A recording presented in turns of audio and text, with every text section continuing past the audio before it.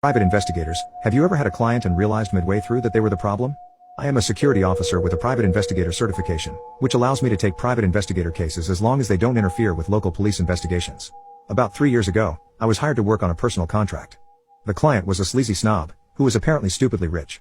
He believed his wife was cheating on him and wanted proof to initiate a divorce. He hired my 5-man team for a 6-month contract, with payment upon completion. We installed surveillance cameras all over his large house and in the woman's car, with the client's permission. We had at least one team member tailing her at all times. It was an interesting experience.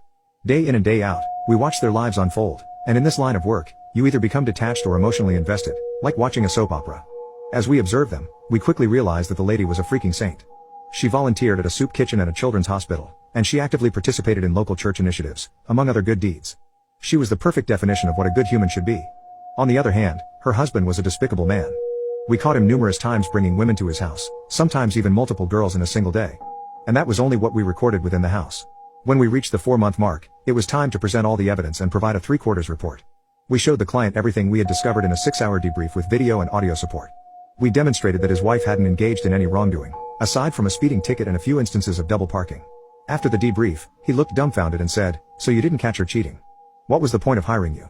My boss, our captain, turned to him with a serious stare that conveyed an incredible level of seriousness and awesomeness, and replied, "You hired us to investigate your wife. Are you unhappy that your wife is honest and faithful?" The snob appeared visibly annoyed, stood up, and started putting on his jacket. But my captain said, "Look, there are still 2 months left on the contract. We will continue tailing her, and we can reconvene after the contract ends to provide any updates." The snob turned to him and declared, "Don't bother. This is over. I'm ending it. Come when she's not home and retrieve your equipment." So, a week later, we did just that. Now, here's some food for thought. When contracts like this are made, a small portion is paid up front as a commission fee, and the rest is paid at the end of the allotted time. In his case, it was 6 months. Now, payment works as follows. The commission is divided among each PI as a bonus to our salary, and the salary is what we receive from the company to sustain us until the completion of the contract. The remaining balance, after being paid by the client, is then divided into a completion cut for the PIs and a cut for the office. When done right, it can be good money.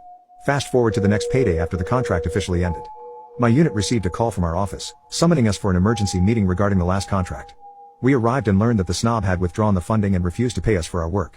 So, technically, we were getting paid, but not with the completion bonus. We were all extremely angry.